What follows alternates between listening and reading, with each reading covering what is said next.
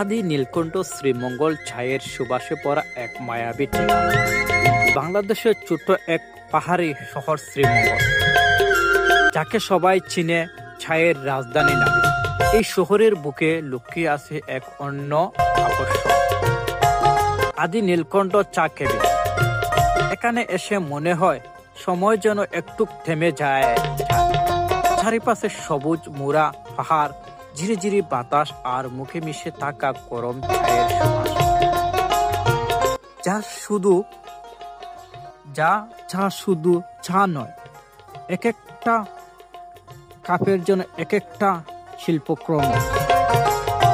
বিখ্যাত 7 রঙের চা, যেখানে যা প্রথম জনপ্রিয় হয়েছিল এখান থেকে। এক কাপের 7 রঙের শীতর, প্রতিটা শীতরে ভিন্ন ভিন্ন স্বাদ গল্প।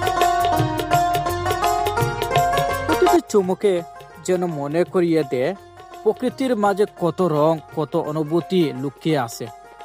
বন্ধুদের সাথে আড্ডা দিতে, ছবি তুলতে কিংবা একটু নিরিবিলি সময় কাটতে আদি নীলকণ্ঠ হতে পারে একদম উপযুক্ত জায়গা, প্রায় আপনার জন্য জনপ্রিয় হয়ে আরো। এখানে এলে বুঝবেন ভ্রমণ শুধু জায়গা দেখা নয়, বরং অনুভব করা আর প্রকৃতির মাঝে হারিয়ে যাওয়া। নীলকণ্ঠ প্রকৃতির সৌন্দর্য, মানুষের হাসি আর ছায়ের উচ্ছ্বাস।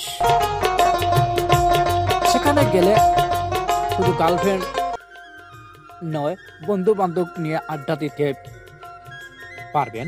সেখানে আশেপাশে ছায়ের রাজধানী নামে এই শ্রীমঙ্গল সবচেয়ে বড় বিখ্যাত হয়ে উঠেছে। লোকেশনটি হলো আদি নীলকণ্ঠ চা কেবিন, শ্রীমঙ্গল মৌলভীবাজার।